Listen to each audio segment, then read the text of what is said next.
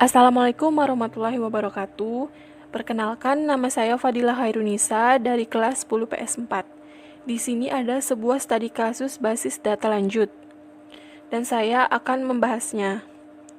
Sebuah poliklinik yang sedang berkembang ingin meningkatkan pelayanan terhadap para pasiennya dengan cara membangun sistem pelayanan pasien yang dibantu oleh komputer.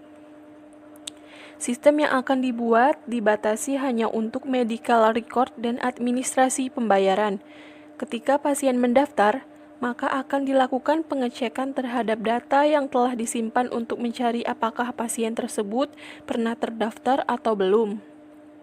Bila belum terdaftar, maka data lengkap pasien akan dimasukkan. Sebagai salah satu bahan masukan bagi dokter dalam melakukan diagnosa adalah catatan kesehatan pasien.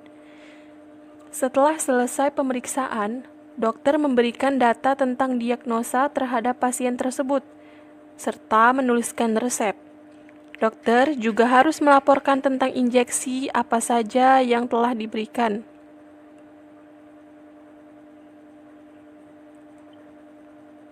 Dari resep yang dibuat dokter, dikeluarkan biaya tentang obat yang harus dibayar. Selanjutnya, petugas poliklinik akan menyerahkan obat beserta rincian biaya tersebut, biaya obat dan pemeriksaan. Data tentang diagnosa dan obat yang diberikan dicatat oleh petugas rumah sakit sebagai catatan kesehatan pasien. Direktur poliklinik berharap agar sistem yang akan dibuat dapat memberikan laporan keuangan dan laporan pemakaian obat. Selanjutnya, di sini ada sebuah perintah di mana yang pertama, 1. Sebutkan dan jelaskan apa saja yang menjadi analisis kebutuhan data dan informasi setiap user view. Yang kedua, serta dokumentasikan entity, relationship, dan atribut. Yang ketiga, kemudian tuangkan dalam model konseptual, logikal, dan fisikal. Yang pertama, yaitu di sini ada 4 user view. Yang pertama dokter, yang kedua pasien, yang ketiga petugas poliklinik, yang keempat direktur poliklinik. Dokter di sini bertugas memberikan data tentang hasil diagnosa pasien, memberikan catatan resep, dan memberikan laporan injeksi yang telah diperiksa. Pasien bertugas mengisi data diri pasien, catatan keluhan. Yang ketiga, petugas poliklinik bertugas memberikan data rincian biaya obat, data diagnosa, dan resep obat. Yang keempat, direktur poliklinik bertugas menerima laporan keuangan dan pemakaian obat. Selanjutnya, yang kedua, serta dokumentasikan entity, relationship, dan atribut. Sebelumnya, saya akan menjelaskan apa itu entity. Entity atau entitas adalah sesuatu yang memiliki keberadaan yang unik atau berbeda, walaupun tidak harus dengan bentuk fisikal. Entity di sini ada 4, yaitu dokter, pasien, petugas poliklinik, dan sistem. Yang kedua ada relationship.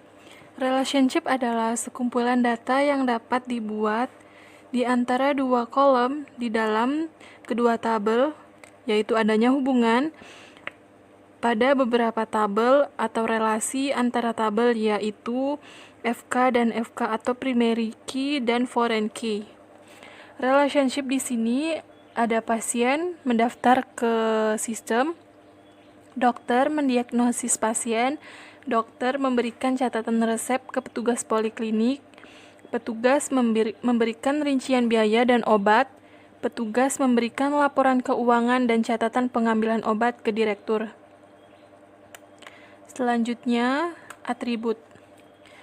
Atribut adalah karakteristik atau ciri yang mengidentifikasikan entitas sehingga dapat membedakan antara entitas satu dengan entitas yang lainnya.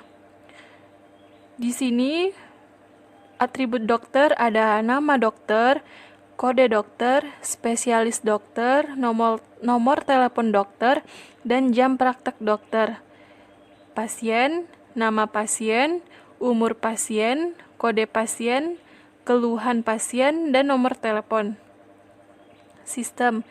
Nomor antrian, kode pasien, data pasien. Petugas, ada ID petugas, nama petugas, dan bidang petugas. Bidang di sini berarti petugas ini ada di bagian administrasi atau yang lainnya. Direktur. ID direktur, nama direktur, dan nomor telepon.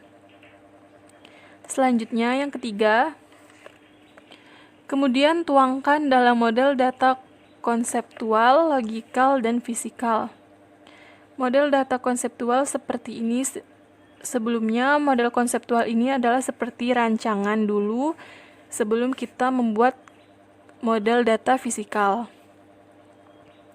Di sini ada pasien, ID pasien sebagai FK atau primary key, dokter, ID dokter sebagai PK, petugas, ada ID petugas sebagai PK, direktur, ID direktur sebagai PK.